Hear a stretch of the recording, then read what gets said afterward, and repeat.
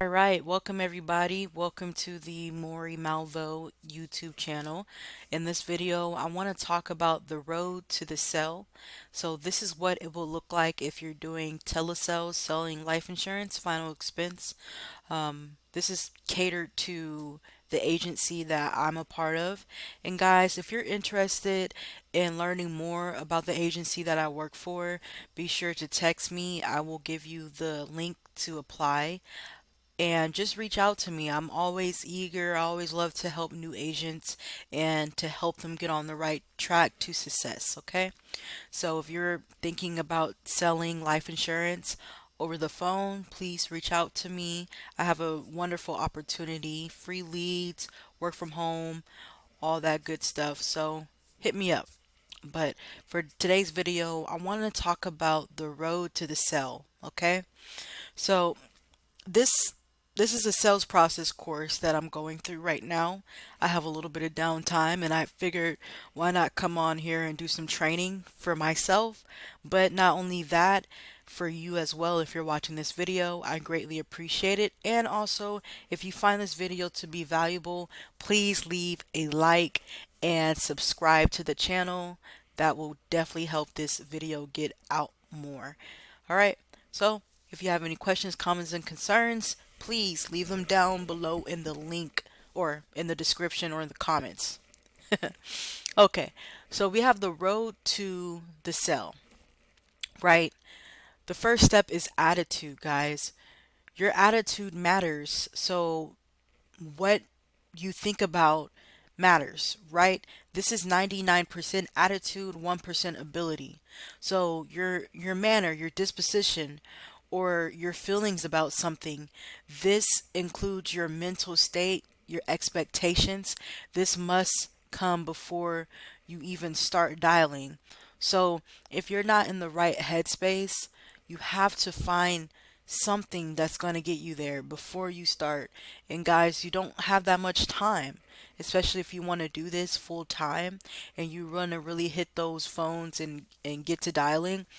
You have to really have a great attitude, be positive. A good rule of thumb is to literally smile and dial, especially because when people answer that phone, they can't see your face. All they can do is go based off of your voice. So if you sound low, if you sound like you don't like your job, if you sound like your boss is just telling you to do this just because, they can hear that. Versus if you sound energized, if you sound excited and enthusiastic, that's going to build curiosity because that person's going to be like, what are you so happy about? And that's going to make them want to listen even more. And that's going to make them want to say yes even more too because enthusiasm builds curiosity. Okay? So, having a positive attitude is 99% of the battle, right? So if you pick up the phone, you're smiling, you sound warm, you sound inviting. If somebody's asking you, if you're asking somebody, "Hey, how are you doing today?" and they tell you, "I'm doing fine." That's great. It sounds like you're having a great day. Acknowledge what they said to you. There's so many times, and I'm guilty of this as well. People will pick up the phone, I say, "Hey, how are you?" Da da da da da. I do my pitch, and they let me know how they're doing, and I just go straight. I just don't even acknowledge it, and I go straight to the script, guys. That's not the right way to do it. Instead, if they say, if you say, "Hey, how are you doing today?" and they say, "Oh, I'm doing just fine," acknowledge that they're doing just fine. "Oh, great. I'm glad to hear that you're doing great. Sounds like you're doing great. I am da da da da da." So you go right back into your pitch, but essentially what I'm trying to say is you want to acknowledge that that response that they gave you. All right. And another thing is I wrote this down on a note card, but you are the light on the world. I mean, you are the light of the world. So what that means is that you carry a special light to you. You carry a special energy to you. And making money, it's all about a transfer of energy, right? A lot of people think it's taking money out of one person's hand and putting it in your hands. No, it's actually a lot deeper than that. It's a transfer of energy. So Excitement builds excitement. If you're excited, that's going to be contagious, guys. And you may be saying, oh, well, I've had so many people hang up, I've had so many rude people. Oh, well, so what? On to the next. Just move on, move on. You have so many people that you need to be contacting within a day. All right. So, number two is greeting. So, what you say, it's what you, it's not what you say, it's how you say it, right? So, really focus on your greeting. So, as you can see here, we have what to say and what not to say, what to expect, how to handle the customers to build rapport and get on common ground. Now, initially, and we'll go through the script in another training, but what you're going to notice is 90% of the battle is won through the greeting, right? So the greeting, you know, it there's going to be a lot of pushback coming from that potential client or customer. It's because they're scared, right? They're scared. Somebody that they don't know is calling them and they picked up, you know. They don't know who that person is. So it's so important to know what you're going to say, know what not to say, know what to expect, meaning knowing that once you get done with your greeting and you tell them who you are and what they did and why you're calling, then most of the time, realistically, they're going to say, "Oh, I'm not interested. I already have coverage. I'm busy," or "I just don't remember doing that." Right? So you have to have your rebuttals already, not even a split second, following, following right after what they said, and continue to go through the script. Right? You have to know how to handle those common brush offs, because that's all they are. They're just brush offs. They're just knee jerk reactions because they're trying to figure out who is a stranger calling me saying I did something that I probably did, I don't remember I did, right? So it's your responsibility. You owe it to yourself to get past that. You have to. Because if you're not able to get past the greeting, you won't be able to get to the fact finding. You won't be able to get into the presentation. You won't be able to get to showing them numbers, guys. And it's so, so, so important. You have to get good at those rebuttals, those initial rebuttals, right? And then I got them right on my wall. I have note cards with them too. So just practice these every single day. Just go through them every morning. And it gets your mind going. It lets you know, okay, these are normally what I'm going to hear when I first call somebody. I'm not interested. I already have coverage. I'm too busy. Or I don't remember filling this out. All right.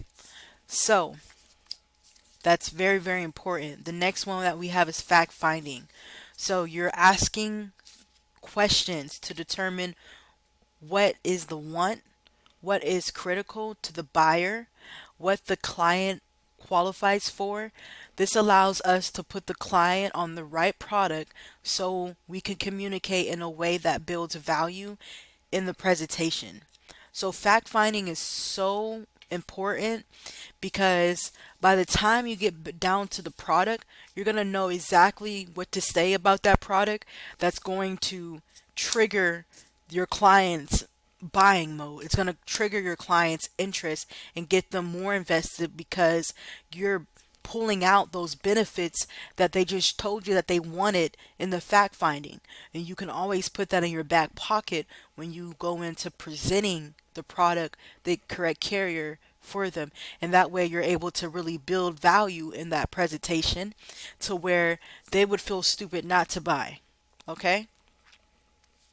Fact finding is also very important because it will really set the tone in how you maneuver through your presentation. All right? Okay. You appraise for, appraisal of current coverage. So use this when a client currently has coverage or even when they don't. This just sets up the demonstration so that way we know how to structure it.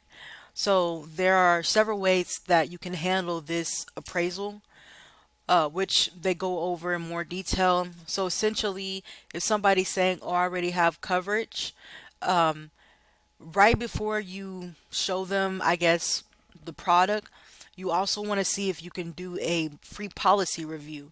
So if you're able to really build good rapport with the client or customer that you're talking to, you should be able, most of the time, you should be able to do a free policy review. So that way they know exactly what they have. And once you go over that policy review, you're able to use that, especially when you go into the close as well. Okay.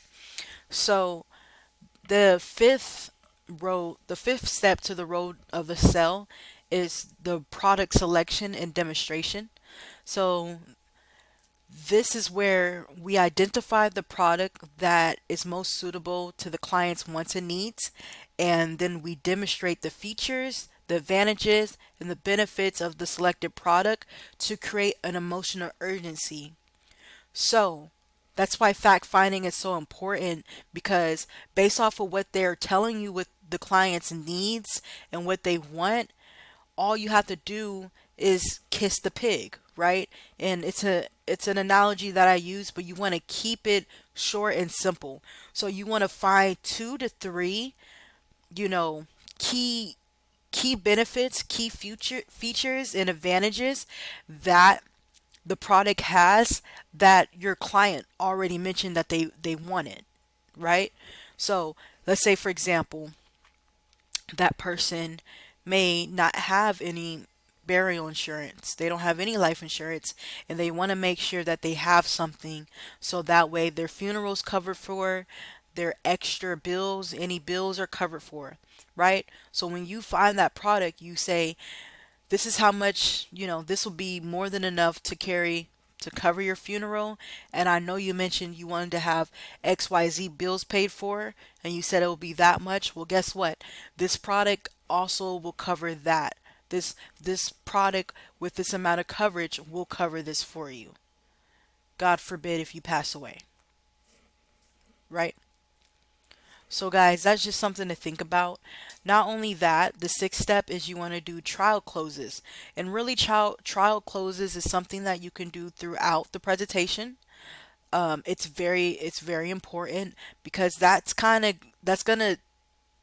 a way to test your client, your prospect, and see if they would be a potential buyer.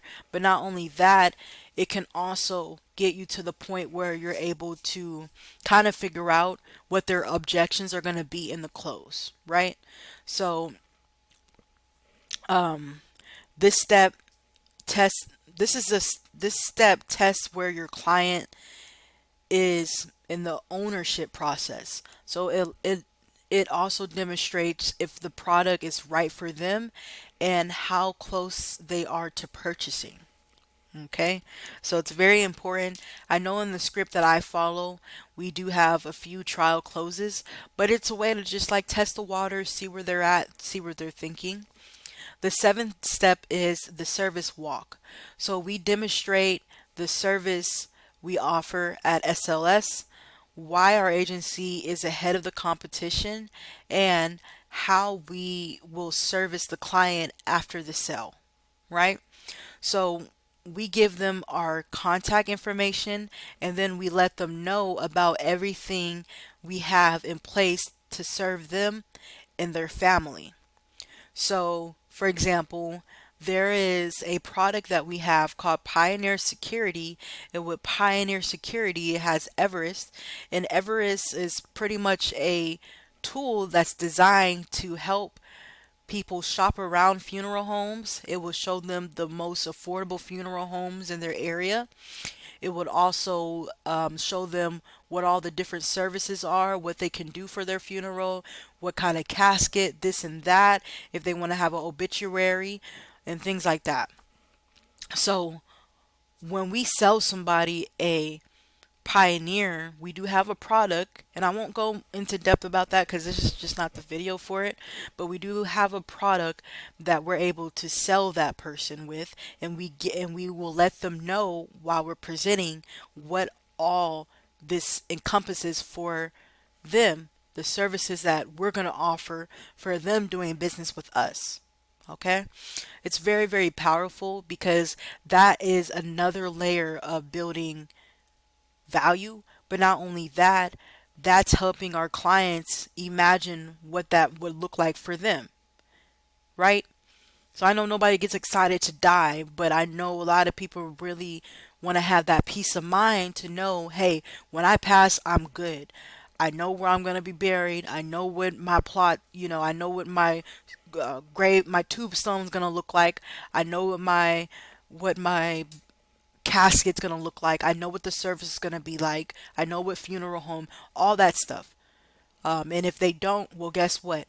Their loved ones, whoever they put as their beneficiary, is going to know, and they're gonna have a team there that's gonna be able to hold their hand and help them every step of the way in one of the most vulnerable times, in the most grieving time, right? So eighth step is that we have the write up. So this is where you're able to present a proposal and enter into a negotiation. So we write up every customer, no exceptions. So, for example, what that means is we always start with the highest. So, if I'm talking to a client and we get down to the quoting the numbers, always start with the highest number and then we work our way down. So we always start from if that carrier offers 50K of coverage, well, guess what? I'm doing 50K of coverage first, and then I'm doing maybe 40K, and then maybe 30, and those are the three numbers I'm going to show them just to see, because you never know. You never know. It doesn't matter if that person's like, oh, I'm broke. Oh, I can barely afford gas. I can barely afford to keep the lights on. I live on a fixed income. Blah, blah, blah, blah, blah. Always start up. Always go high and then work your way down. Okay? All right, the next step is we have negotiation slash close. So this is where we come to an agreement that all parties can agree on. So we're using specific technology to get an agreement and an action to exchange things of value with each other. So this is this is where everything this is norm. If you did a good job, this should go by smoothly, but this is where you really get to see how well you did in the cell, how well you were taking them down this road to the cell, right? If you did a good job, this part shouldn't be that hard, okay? If you did a good job in the greeting, you did a good job in your fact finding, you did a good job doing the service, you did a good job. This should be a no-brainer for them. However, a lot of people that are just starting out, this is like a this can this can really make or break your deal right here, guys. And if you find yourself struggling with this, it's because you either didn't do a good job with the rapport, like building rapport with that person, or you didn't do a good job fact finding and seeing, really uncovering what their pain points are, or you didn't do a good job at when finding that product, but more so building value within that product and really showing them how this product can really make a difference for their lives and their family's life. Okay. All right, next we have is the delivery. So the delivery is the product so that the client understands the program and how it's used. And then, so this is normally when they get their policy delivered. You always want to tell all the people that you sell policy to, hey, when you get that policy, please reach out to me. We need to go over this policy, let you know what all your benefits are, everything that encompasses in your policy and how you can utilize it. Please let me know and I will get on a call with you. And if you have any questions about your policy, we can discuss that on the call. This and that and this, all right? And then the 11th step, last but not least, you want to follow up. You want to stay in touch with the customer to ensure owner satisfaction and earn repeat referral business. So all that's important. But not only that, once you made the sale, even if you don't make the sale, always ask for referrals.